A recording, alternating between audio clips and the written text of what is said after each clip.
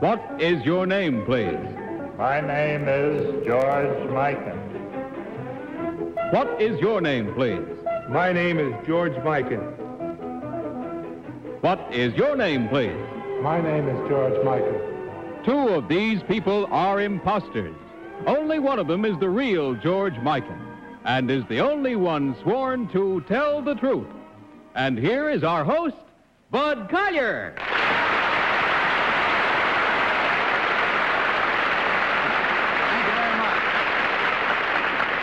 Thank you, and a very good evening to you. We're back again with our little game of deliberately misrepresenting.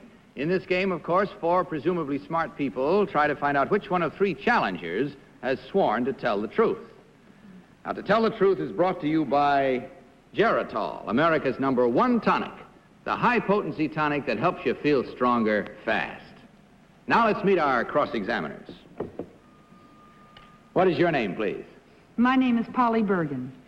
My name is Ralph Bellamy. My name is Kitty Carlisle. And my name is Hy Gardner.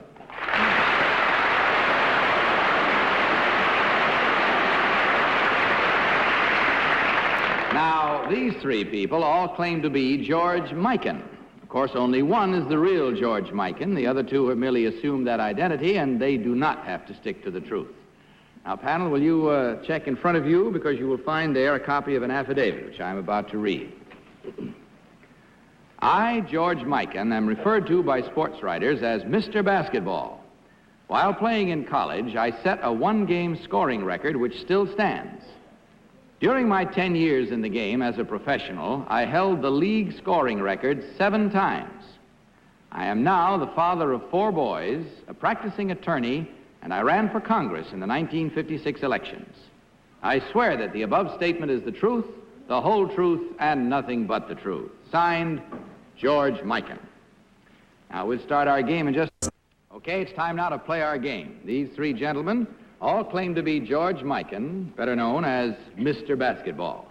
Remember, if you will, panel, and everyone, that only the real George Mikan is sworn to answer your questions truthfully.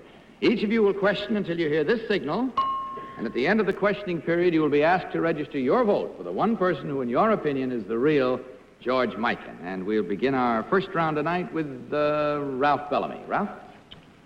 Well, I used to play a little basketball myself in my time, but the players got a little too tall for me. Might be interesting to know how tall you are. Number 1, how tall are you? 6'9", sir. Number 2, how tall? I'm 6'9", sir. Number 3, how tall? 6'7", sir. 6'7". What happened? Number 1, what position did you play? Played center, of course. What other position? Number 1, who until recently was the coach at Long Island University? Claire B., sir. Kitty Carlisle. Number 3, what state are you from? Originally from New Jersey. It says here that you ran for Congress. I assume you didn't make it. That's a safe assumption. Your state went Republican. May I also assume that you're a Democrat? No, that's not a safe assumption. Why? Number 2, why is height so important in basketball? I've never seen a basketball game. Well, you know, to get the ball in the hoop. Oh, in the thing. That's right, in the thing. And it's easier if you're taller. Well, that's the presumption. Hy Gardner. I don't know how to start because next to any one of these men, I feel like an unconfirmed rumor. Number 2, who is the present Southern District U.S. Attorney? A fellow by the name of Seypool, Williams, or Lane? Gee, I don't really Number know. 1, can I ask you that question? You can ask me, but I can't give you the answer. Number 3, are you a practicing attorney? Yes, And you don't know the name of the U.S. Attorney? No, I don't. Very fascinating. I wouldn't want to hire you as my lawyer. Number 2, who promoted the first professional basketball game in Madison Square Garden? I think Ned Irish. Ned Irish. Polly Bergen. Number 1, what is the difference between a boys' basketball team and a girls' basketball team? Besides the obvious, I mean. Well, in boys basketball, they have 5 players on a team. I believe in girls basketball, they have 6 players, and they stay in their own zones. Oh, I see. They don't run as much. Number 2, could you tell me what does the word conference mean in reference to basketball? Oh, that means a league or where 4 or 5 or maybe 6 or 7 schools play in that particular conference. In other words, it would be like a baseball series. It would be basketball conference. Is that right? Well, no, it'd be more like divisions in baseball. Oh, I see. Ralph Bellamy. Number 3, who was the sensation with San Francisco College, who's now with the Boston Celtics? Russell. Russell. Number 1. Right, that's it, panel. Already it is time to vote. So without consultation, will you mark your ballots and select number 1, number 2, or number 3? Remember, please, the team of challengers gets $250 for every incorrect vote, which means, of course, they can divide as large an amount as $1,000 if they fool the entire panel. All right, have you all marked your ballots, panel? You haven't? Because I'm going to call on you first. Polly Bergen, for whom did you vote? Number 1. I'm glad you told me. It looks like a 7. Number 1. Why, Polly? No, that was my indecision between 1 and 2. Oh, I and see. I thought maybe if I made it look like a 2 and said number 1, I could get by one way or another.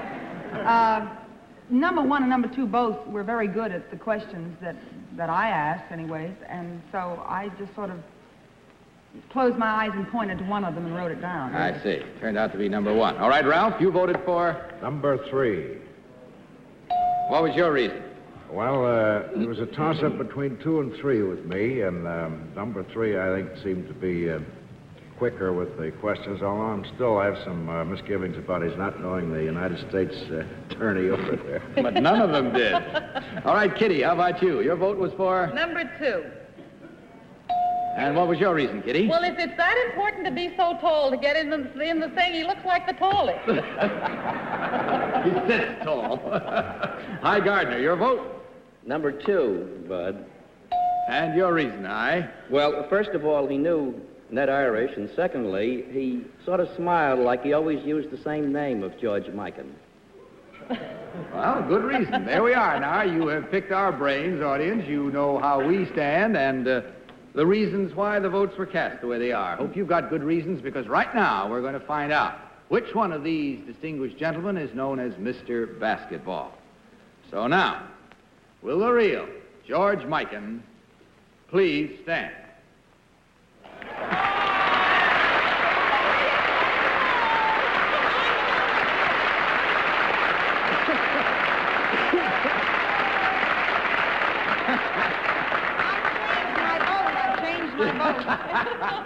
No remarking your ballots now.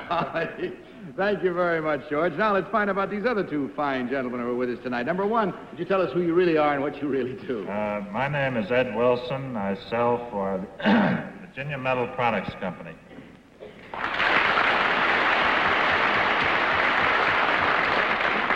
And number 3, how about you, sir? My name is John Murphy. I'm a detective in the Newark, New Jersey Police Department.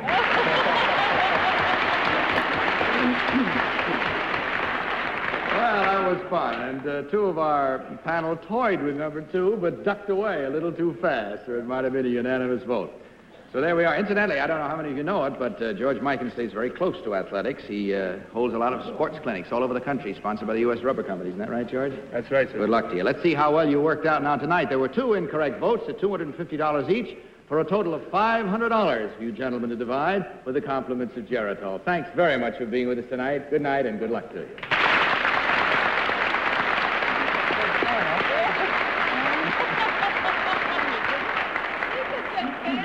Put it in. Yes, he could, and very often did. And now may we have our next team of challengers, please.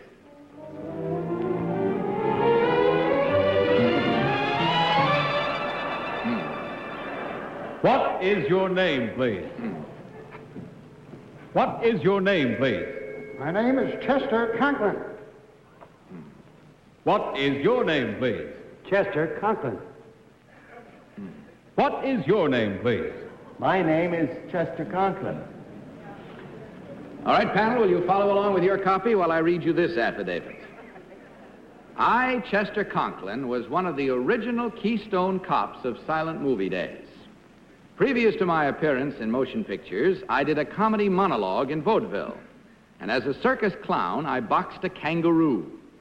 I have worked in more than 300 films and have appeared with, among others, W.C. Fields, Gloria Swanson, Ben Turpin, and Clara Bow. I made 6 comedy shorts with Charlie Chaplin. One of them was the first two-reel comedy. I swear the above statement is the truth, the whole truth, and nothing but the truth. Signed, Chester Conklin. All right, on with our game now, panel. These 3 distinguished gentlemen all claim to be Chester Conklin, former Keystone Cop. Remember, of course, that only the real Chester Conklin is sworn to answer your questions truthfully. We start this round with Kitty Carlisle. Kitty? Number 1, are kangaroos easy to train? You say in the affidavit you boxed a kangaroo. I wouldn't say that they're easily trained. Takes a lot of patience, but you can train them. Are they gentle, number 2? They're gentle. Oh. You don't hit them too hard. Number 2, why are they called Keystone Cops? Because that is the trademark for the company, the first company, Keystone. Number 3, who do you consider the greatest silent picture director? Max Sennett. Did you work for Max Sennett, number 1? We did. Hi, Gardner. I did. Number 3, who was Flora Finch? She's a comedian. Comedian. Number 3, was Fatty Arbuckle in his prime fatter than Fat Jackie Leonard was before Fat Jackie Leonard lost 100 pounds? I wouldn't know. Number 1, what is Clara Bow's husband's name? Rex Bell? Number 1, in silent pictures, did you really say the words that appeared on the screen? Well, we didn't have any cue sheets then. I see. Number 4, who is Paul Coates? Number 4. Number 4? Number 3, I mean, I'm sorry. You know that old, don't you? Late last night upon the stair, there was a man who wasn't there. He wasn't there again today. Gee, I wish he'd go away. I was thinking of a parlay at Jamaica. Number 3, who is Paul Coates? Do you know? I think he's a newspaper man. Thank you, sir. Polly Bergen. Number 2, who is considered the great lover in the old days of motion pictures? You mean on the set or off the set? Well, I don't know. Which answer would you like to give me? I would say on the set, Herbert Walthall. Herbert Wald who? Walthall. Oh.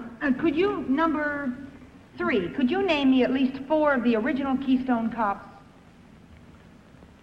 Well, there's Al St. John and Fort Sterling. And, I think that's enough. We got a long You did list very of well. time Thank you, here. sir. So Ralph Bellamy. Ralph? Number 1, what actor who appeared with those one-reel comedies who later became a very well-known dramatic star, sometimes played a woman, dressed up as a woman? Dramatic star. Yes, in pictures.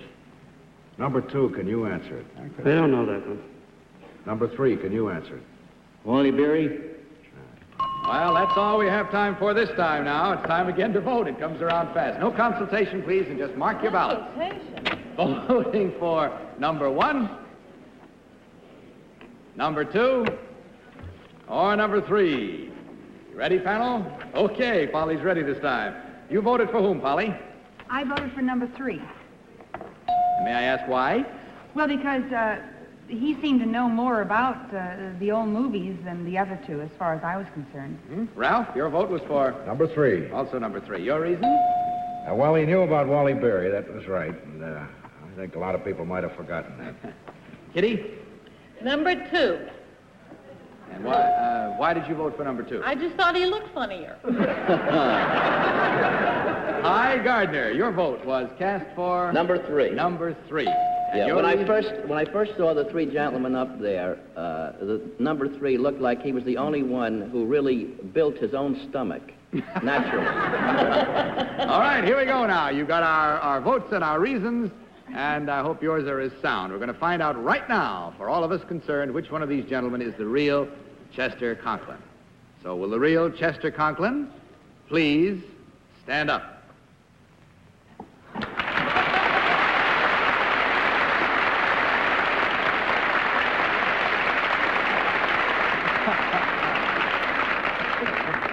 Well, good enough. Number one, would you tell us who you really are, please, and what you do?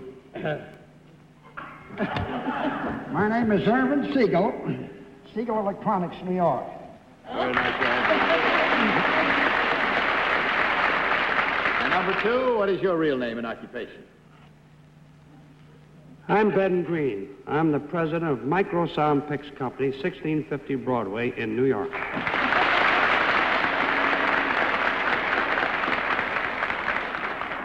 Chester, just for the fun of it, I know I'm dying to. How about the rest of us? Let's find out what you really look like. Would you mind, Chester? Not a bit. All right. You really want to see? Really do. Thank you, sir. Well, it makes quite a difference, and you certainly brought a lot of people a lot of joy over the years, believe me. Well, let's see how we made out now. Our panel did pretty well there. There was only one incorrect vote for a total of $250 from Geritol. Accepted with our congratulations. Thanks for being with us. We hope you enjoyed the visit, too. Good night and good luck.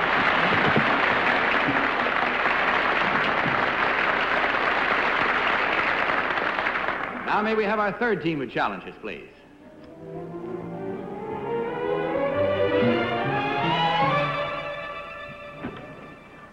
What is your name, please?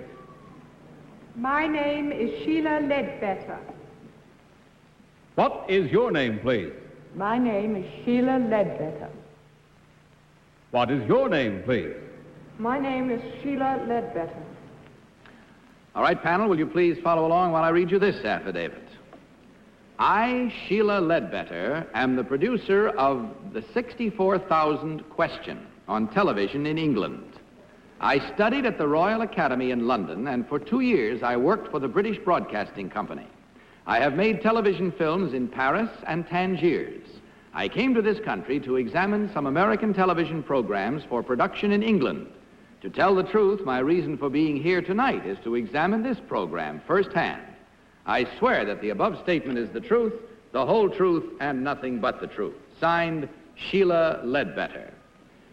Now, we'll start our cross-examination in just... These three people all claim to be Sheila Ledbetter, British television producer. Each of you again question till you hear the signal. We'll start this round with Polly Bergen. Polly? Number two, 64,000 what? Shillings. 64,000 shillings? In England, yes. Oh, the 64,000 shillings.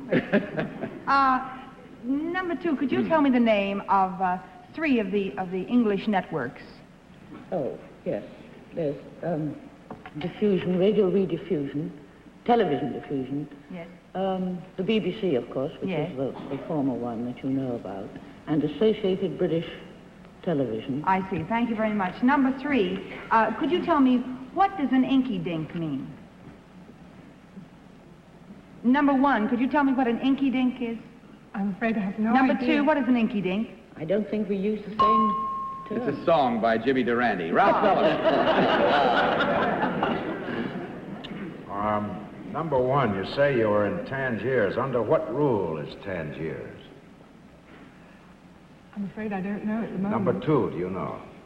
It was international at that time. I'm not sure what has happened to it since. It was Oh, sort I of meant at the four-party thing. time you played Yes. there. Number three, for what series did you make television films in Tangiers and Paris? There were 5-minute films on a girl's 5 minutes. adventures. Who for? On a girl's adventures. Ah, yes, I see. Number one, what is British Actors Equity Association? Well, it's the association that's like your labor thing here. It's a union. Kitty Carlisle. Number one, how do British commercials differ from American commercials? Well, for one thing, they're not quite so urgent, and a little slower. That's a good answer. Number 3, what is RADA? The Royal Academy of Dramatic Art. Number 2, do you know where RADA is? Yes, in Gower Street, just by London University. Number 1, do you think British audiences would like this program? Very much. Number 3, when you were in Tangiers, where did you make your films? Well, it was about the whole city. Oh, out of doors, not in a studio? Never in a studio. Hi, Gardner. Number 2, who was a gentleman named Vic Parnell? Vic Parnell, he's the London, not the Hippodrome, the London Saturday night, the Palladium, the London Palladium. Yeah. Number 3, how much more taxes do contestants pay on your version of the $64,000 question? Well, I don't think they're taxed straight away as soon as, as soon as the program finishes. They don't sort of automatically get a cut, but I have nothing to do with that. Number 2, when are they going to start using English titles on British movies? No, actually, what I wanted to ask you is, do you think that British comedians are funnier than American comedians? Oh, I don't know. They tell the same jokes, both sides of the Atlantic. Number 1, I would like to ask the question, what is the name of the London club in which Miss Marlene Dietrich appeared and was introduced by Noel Coward? The Café de Paris. That's it. With that little bit of information, it's time to vote once again. So, panel, will you mark your ballots? And as usual, mark them for number 1, number 2, or number 3. Mark your ballots. Polly, you voted for number who? What? I voted for number 2. Why, Polly? Well, actually, because the other 2 English accents sort of sounded like an English accent I would do. They're probably both English, and I'll kill myself after the show. But the number 2, the English accent, I thought was very well done. And also, she knew the 3 networks in England. I see. Ralph? Number 2. What was your reason, Ralph? Well, again, I thought number 2 had more information and was a little bit more glib with it. Kitty? Number two, yes. Well, she knew where RADA was, and I thought that was rather good. Hi, Gardner. Number 2, I noticed that number 2 is gray-haired, and anybody in television is bound to get gray. All right, now, don't change your minds. Play along here and see how well the panel did and how well you did with them. Because we are about to find out which of these charming ladies is the real television producer. What's the matter? We're all wrong. You are? Well, let's see. Will the real Sheila Ledbetter please stand up?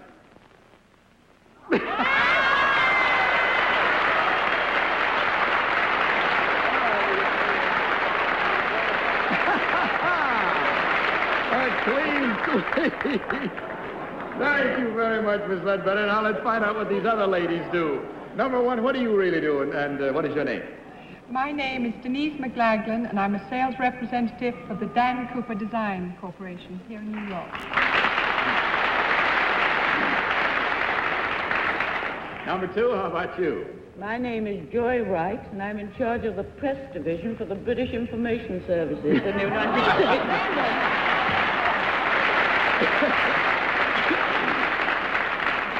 I've only one thing to say to you, number 3. How dare you come over here with a phony English accent? I'll never live that down. Well, that's all the time we have. Let's find out how well you did. You did mighty well. $1,000 from Geritol to divide. Congratulations, and good night, and the best of good luck to you, ladies.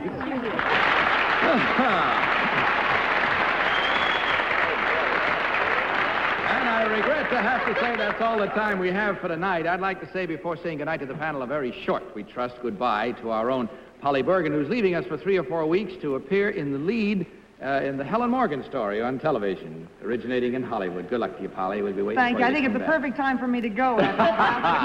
Filling your place till you come back is lovely Mary Healy, who'll be with us until your return. And that's it, folks. So good night to you right now. And don't forget what I told you about Geritol, the high-potency tonic that helps you feel stronger fast. This is Bud Collyer reminding you to tell the truth. Good night, everybody. Transportation for To Tell the Truth is arranged by American Airlines. guests have flown to New York aboard American's famous luxury flight, the DC-7 Mercury. To Tell the Truth is a Mark Goodson, Bill Codman production, in association with the CBS Television Network.